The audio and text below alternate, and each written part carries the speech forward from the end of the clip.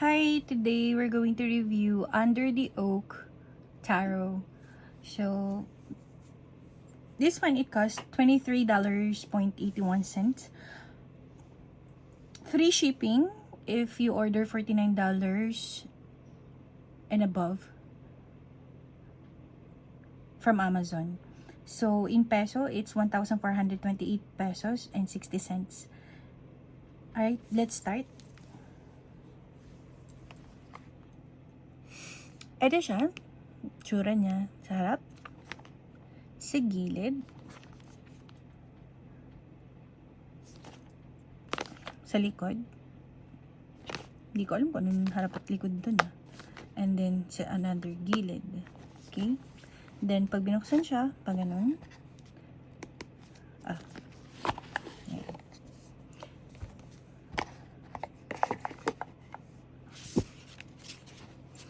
So, tignan muna natin yung book.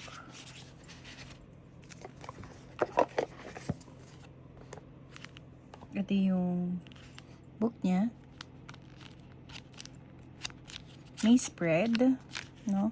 Pero wala siyang pictures.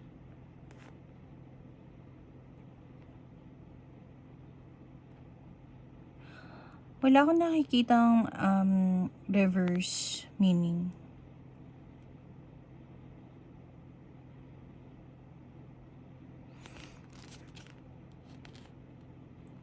Wala siyang reverse meaning, pero meron siyang spread. Meron siyang spread. Kaya siya kumapal kasi meron siyang ibang language. Ayun.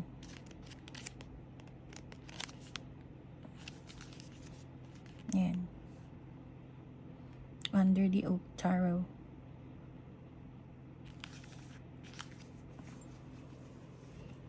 Ito siya.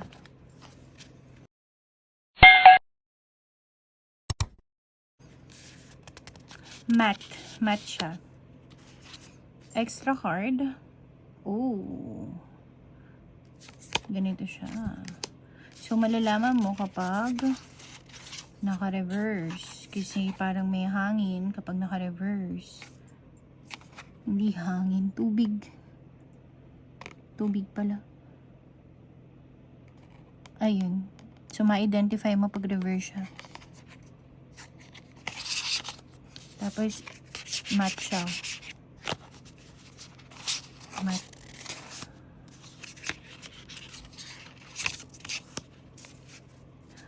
Then, sa gilid,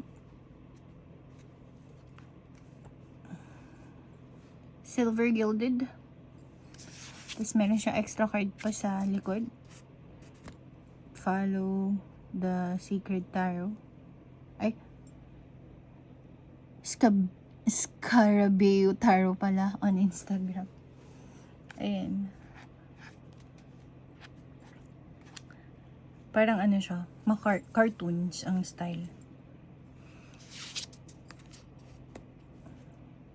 I-pause nyo na lang po kapag medyo mabilis.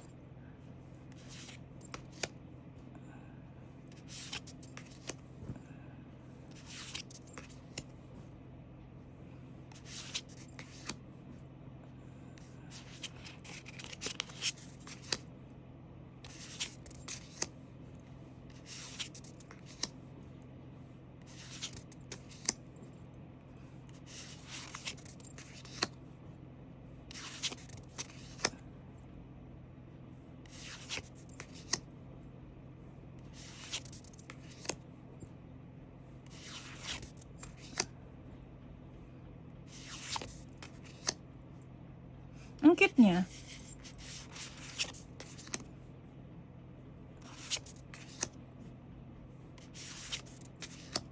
Unicorn in the sun. Parang ang lakas ano siya, maka-teens. The world.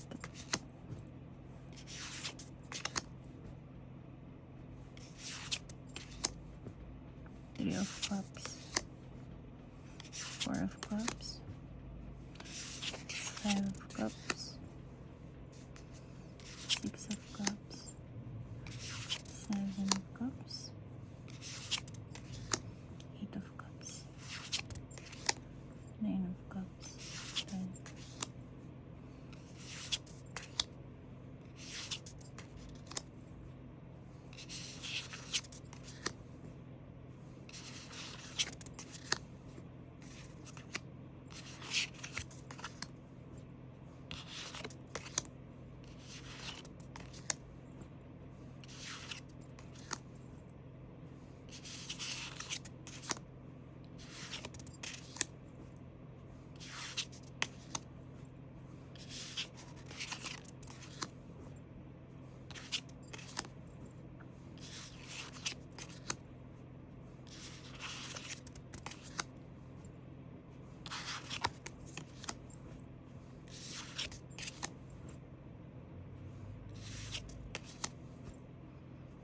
Ace of Wands.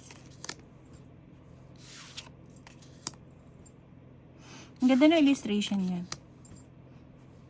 Kung malawak yung intuition mo, talagang makukuha mo yung meaning ng bawat card.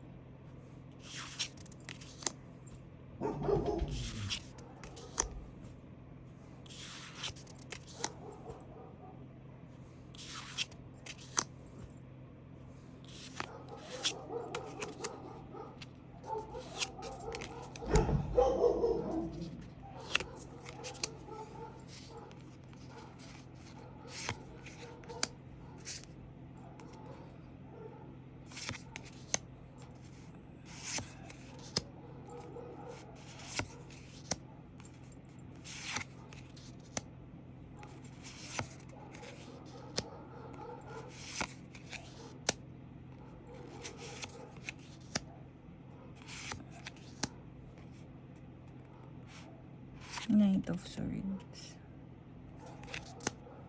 King of Swords. King of Swords. Yan.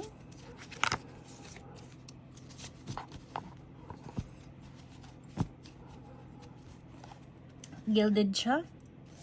Quality. Teka, tanggalin natin yung dalawang additional card. Quality, okay naman. Matte. Hindi siya madulas, oh. Hindi siya dumudulas. Yung ibang card kasi, pag ginawa ka mo ganun, dudulas na eh. Diba? Nadulas na agad. Meron ako nandito. Pag ginanyan mo, oh. Nakita niyo. Nadulas agad yung isa.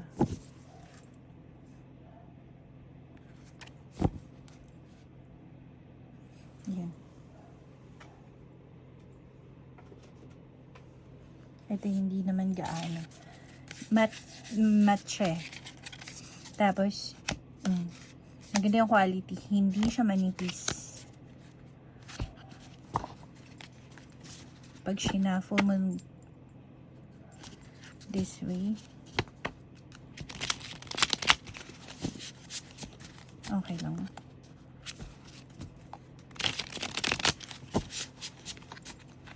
And this way.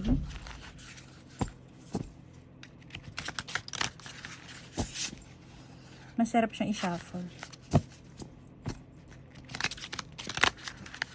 Suabe, smooth lang.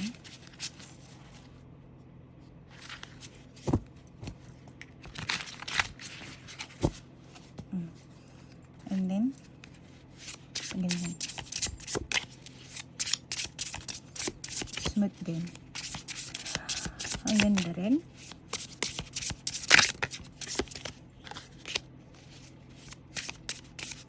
Illustration, wala ka siyang maka-tints. Maganda din naman. Colorful. Sa price niya, for me, it's 8 out of 10. Hindi siya ganun kamahal. Quality. And maganda din yung illustration niya. I love it. So, yeah. If you have any tarot in mind, Lenormand or oracles that you want me to review, just let me know. Maybe it's available. Uunahin ko siya. Just comment it. And if not, I'll try my best to find it and review it. Yun lang. Thank you. And see you in my next video. Bye!